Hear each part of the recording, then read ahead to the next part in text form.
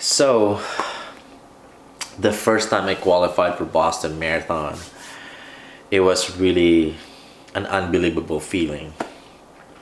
It's because for me, this is one of those things that it is really difficult goal to achieve, but I know I'm, just getting closer and closer to achieving it. Because that's how I really felt like, when I started like chasing for Boston Marathon standard. I really felt that I was like getting closer and closer, but I just really didn't know when it's gonna happen. Yeah, until like back in 2021, where I finally achieved my Boston Marathon standard. But you know what, guys? That time when I ran that race, I was not really expecting that I was going to achieve the Boston standard, because that race was really a disaster.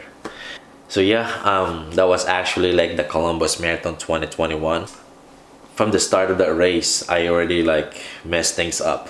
I forgot to start my watch from the start, and yeah, I noticed that when I was probably like at least 1 to 200 meters away, maybe, or even farther, I was like kind of really panicking, because I don't know what to do at this time, because I know this is exactly gonna be a big issue.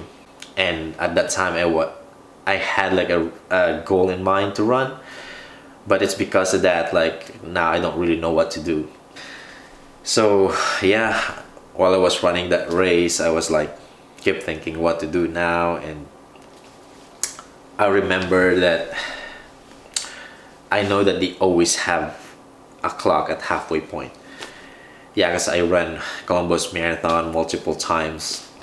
They always have a clock at halfway point. I was getting closer and closer to the halfway point, and was looking for that clock, and I did not see a clock. That was pretty much my last option, or my last resort to at least like fix this, but I didn't see a clock. And then I figured, like I said, let's say if I put like maybe a couple of minutes from the start, yeah, I think if I do that, I think that would be a pretty good estimate. So yeah, when I hit like mile 20-ish, I think, I started just adding like 2 minutes. And then I think like around mile 22 or 23, I think I realized that even if I had 2 minutes, I would be still comfortably inside of my standard, my Boston standard. And then as I was getting closer and closer to the finish line, I saw the clock, and it was like 3:04 something, and I thought I was like running comfortably inside of 3:05, and I was not expecting to be like that close for me to missing the time. And my first thought was, I cannot miss this again, because the first time I ran, or I attempted to qualify for Boston, I missed it by a minute. So for me, like, I cannot miss this again. So from there, I would say about 50 meters away from the finish line, I sprinted. And then when I crossed that finish line, it was 3:05 even. And my thought was like, did I get the standard, or I missed it again? And I was like getting out of that finish line area. I saw my wife. She was kind of smiling, and for me that was like a positive sign. And then she said, you did it this time. And I didn't know what was my time, and she said like, you ran 3:04:34. So yeah, I was like almost 30 seconds inside of my qualifying standard. So that was the moment that I realized that I finally achieved the Boston standard.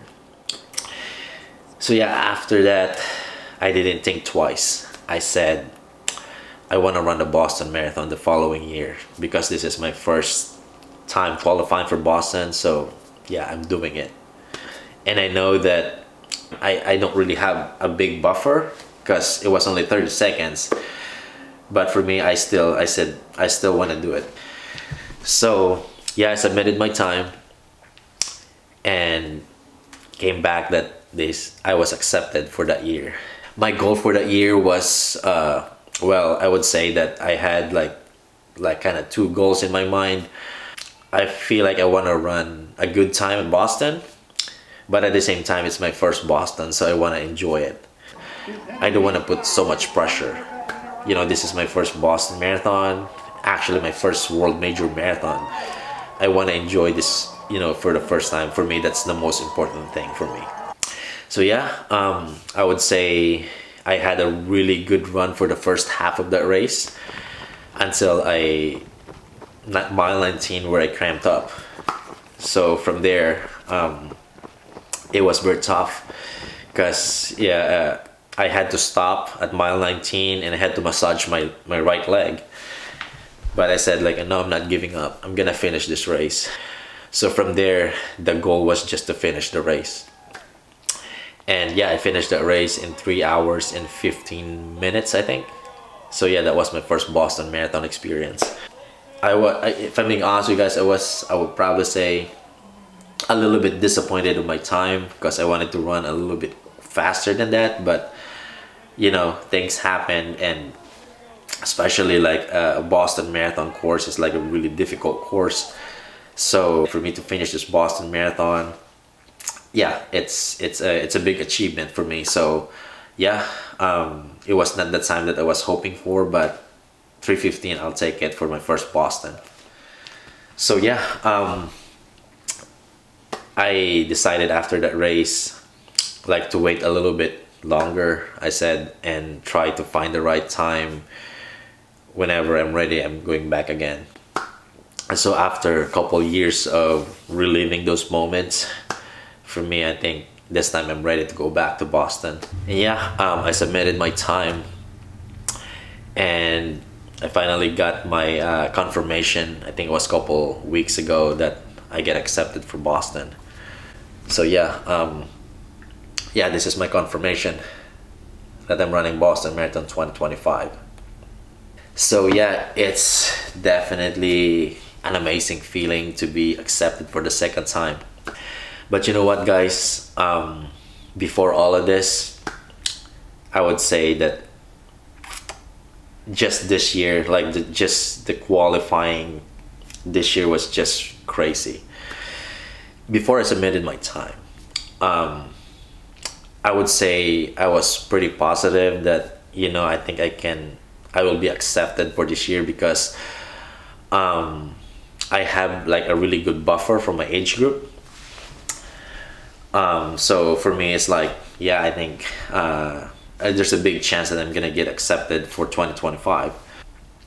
So when I submitted my time, I think that was like a week after that when I saw this message. Yeah, I saw this message, this one, and I was like really shocked to see that. Because yeah, 6 minutes and 51 seconds cutoff time for 2025. That's really big. And my thought was like, did I get in or did I miss it by a few seconds? Because I did not really know exactly how much buffer I had. So I sat down and I was like, to be honest with you guys, I was worried that I thought I actually missed it by a few seconds. Because yeah, 6 minutes and 51 seconds, that's huge. So I sat down and did the math, and after that I realized that I'm actually in. So yeah, this time the goal is gonna be a little bit different.